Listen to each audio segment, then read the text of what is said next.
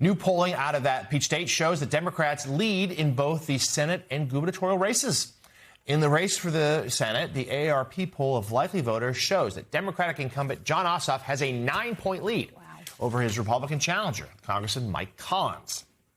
Ossoff also leads Collins by 20 points among independents and by 30 points among voters aged 18 to 49. In the open gubernatorial race, Democrat and former Atlanta Mayor Keisha Lance Bottoms edges out billionaire Rick Jackson by 2 points, which is within that poll's margin of error. So that's close. Support in that race is split sharply by both age and gender.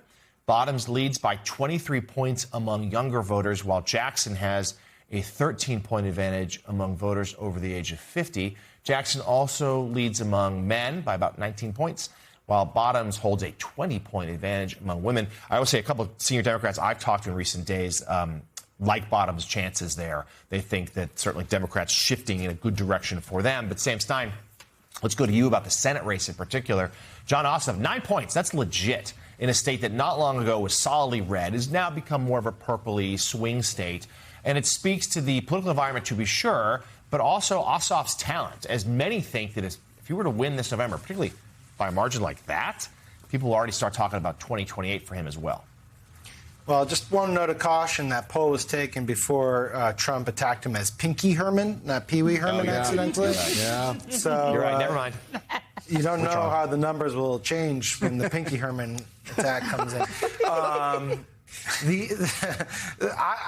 It's a remarkable thing to watch Jon Ossoff ascend to these heights. A few years ago, he was a congressional candidate a few years ago in Trump's first term, and he had made a fairly spectacular run, but fell short.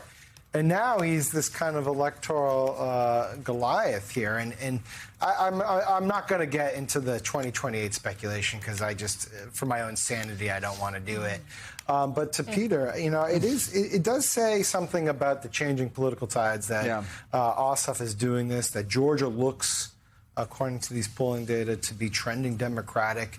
We've had a number of polls this week around the congressional generic ballot that show good times for Democrats. Everything is, around the spectrum, but it does seem like Democrats are shaping up for a good run, including in North Carolina, Georgia, and other parts of the South. Actually. Yeah, no, in fact, I thought that Fox poll the other day was really fascinating on the enthusiasm gap, right? That 68% of Democrats say they are extremely enthusiastic about voting this fall versus like 57% among Republicans. And it's a 20-point gap if you take out the MAGA base. In other words, between Democrats and non-MAGA Republicans, there's a 20-point gap in enthusiasm. They are not happy with the choice they made 2 years ago. They held their nose. They decided to give Trump another shot, and they don't seem to be happy about it. Now, who knows, right? It's only July. Anything can happen. The economy could take a good turn or a bad turn. But I will, your sanity I'm worried about. My sanity I'm less worried about. I will say that the Ossoff thing is fascinating. I was with a group of college-age kids the other day, not kids, young people, asked them which Democrat they found most exciting, and Ossoff was the one they all talked about. So that gap in age in that poll in Georgia tells us something, too. John, I'm curious.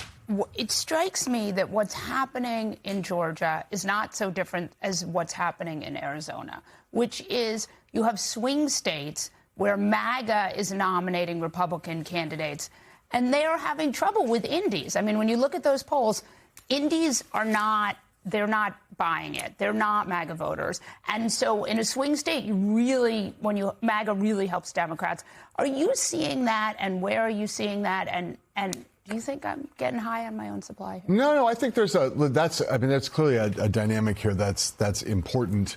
And Molly, in Georgia in particular, it was worth saying, Georgia is a purple state. It's not a blue state yet, and the most successful Georgia Republican, who was the one person who's defied Donald Trump, was Brian Kemp.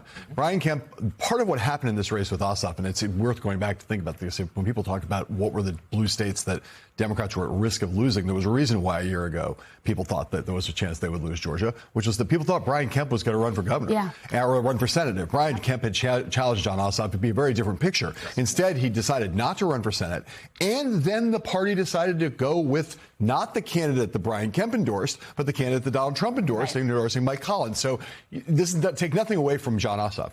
He's had a very strong year. He's been a fundraising juggernaut. He's figured out how to do both the traditional stump speeches that also play on social media. His documentarian's background has helped him. But also, he got the right opponent in the very, very heavily, to your point, a very MAGA Republican in a state that has never been about MAGA Republicans. They've been about Brian Kemp Republicans. So Democrats, a lot of things have broken the right way to make now Georgia not, I would say no one's going to say it's safe. But now everyone in the Democratic Party's focus in terms of what they might cough up the ball on is focused on Michigan and Maine, and more Michigan now than Maine. And we've seen this polling that Jonathan and I were talking about.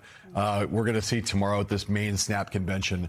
The Graham Plattner's replacement has now to be chosen, and it looks like the new polling suggests that he is going to come into that race with a 3-point lead in the first polling over Susan Collins. So some Democrats have been kind of like, maybe we're going to survive the Plattner implosion. After all, it's obviously still going to be a close race, but it's not the fallout from that, at least at first blush, is not as negative as people feared it might be after. Potentially not as catastrophic. And another beneficiary of that, Arizona, Katie Hobbs, for Senate, for governor.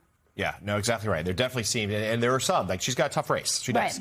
But there are Democrats growing more and more bullish as they look around the map and as that we approach the midterms by the day. We're in late July now. A lot of fear about Michigan, though. Yeah, Michigan's the exception to that. Michigan is the exception to that, but we shall see. That's a hotly contested primary that's coming up in just a week or so. Up next.